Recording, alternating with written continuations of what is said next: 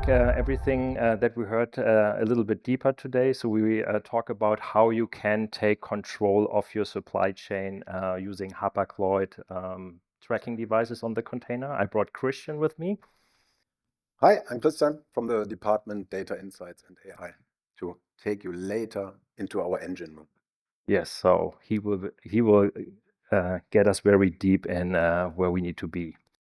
So I think we perfectly already in the beginning, without really talking about it beforehand, talked about the constraints that supply chains are currently facing, right? So we have political crisis, we have natural issues in the Panama Channel, we have the Suez Canal blocked, wars, etc., and that is all leading to supply chains being congested and you guys needing to keep extra buffer stock in your warehouses.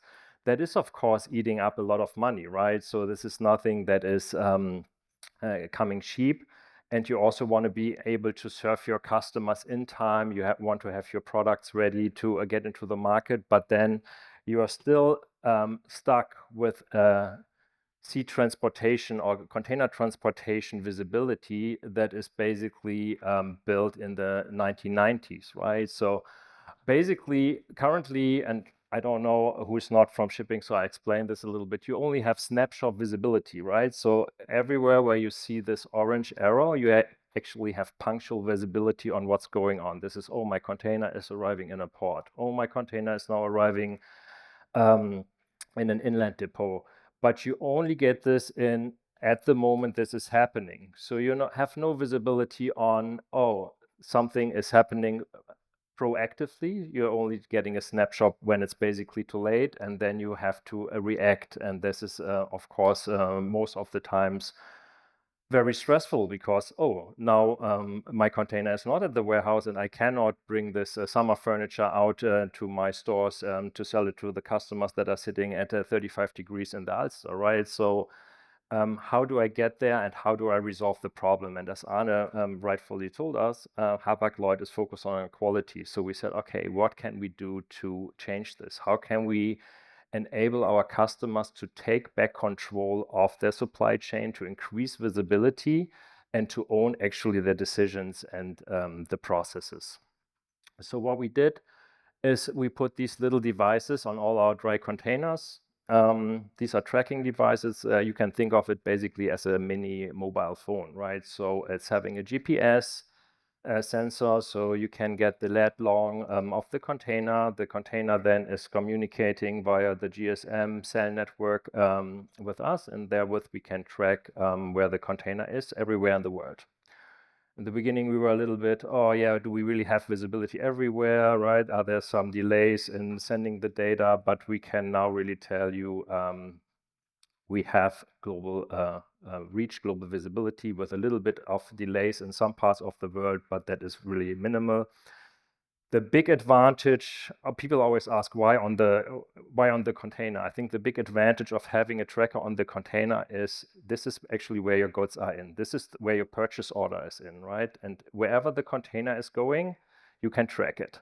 Either it's on the rail, it's on the truck, it's on a barge.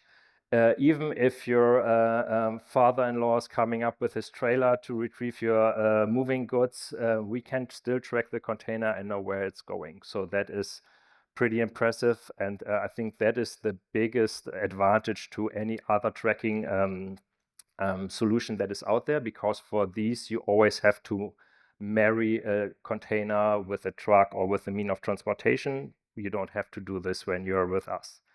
How that is looking like in detail, because this is pretty abstract, I think, for you guys, for everybody. For me, it was pretty abstract when I joined. So I hand over the clicker to Christian, and he will show you what he and his team is doing with the data. Yeah, I would like to take you on a journey to the back end where we gather the data centrally in our so-called data landscape.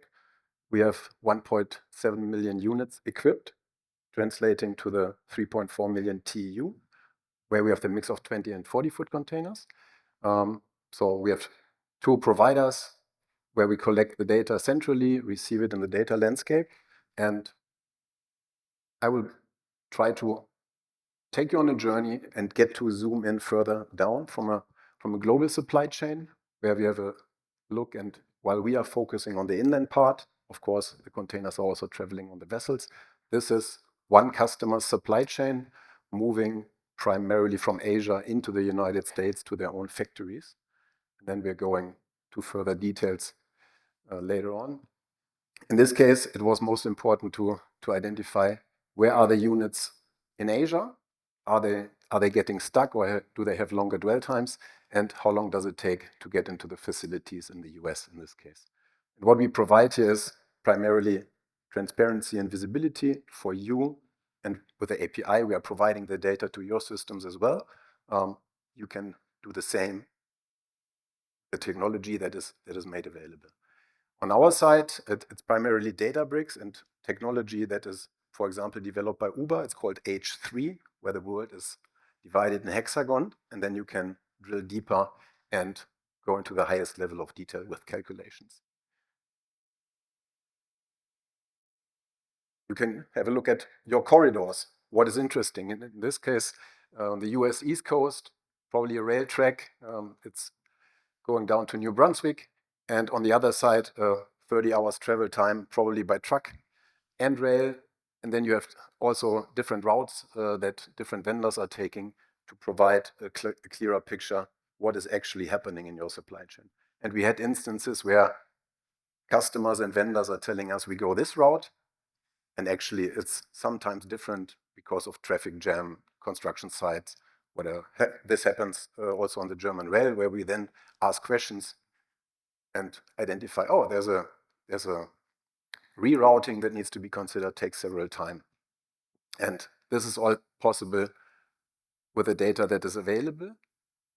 And just to share one customer anecdote here, probably difficult to spot yet, but you have the orange spaces here, where we go into specific customer locations if needed to identify, and you have the yellow pings that are provided by our containers, where we then go into dwell time calculations or certain thresholds this customer was interested in.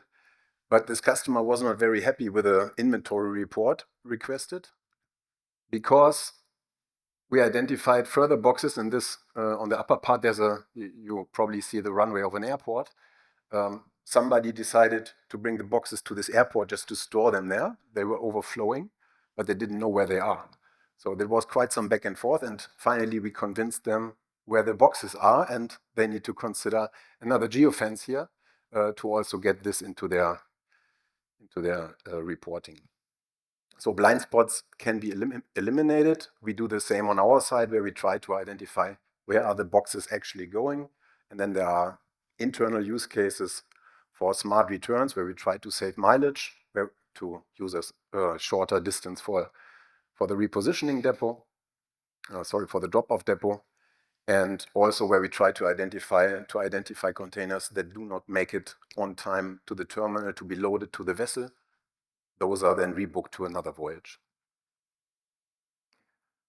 And that's the highest level of detail that we reached. It's on the customer yard to identify, we said, where the music is playing, where you have the highest activity, to identify how to calculate expected time of arrivals in the best way, but also to be able to discuss further what customer use cases are and what they want to find out.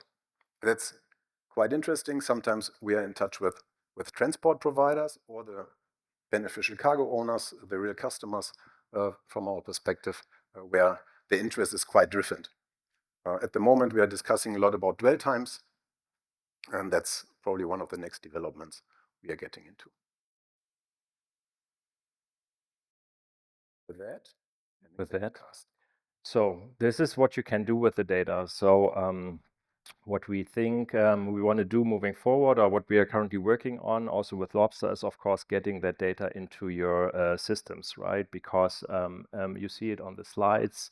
Whenever your cargo is going into a situation, right, and it's a problem, it cannot arrive as scheduled, right, there's a risk that the value of the goods are decreasing because you need this for the production, you need this in the stores, you need this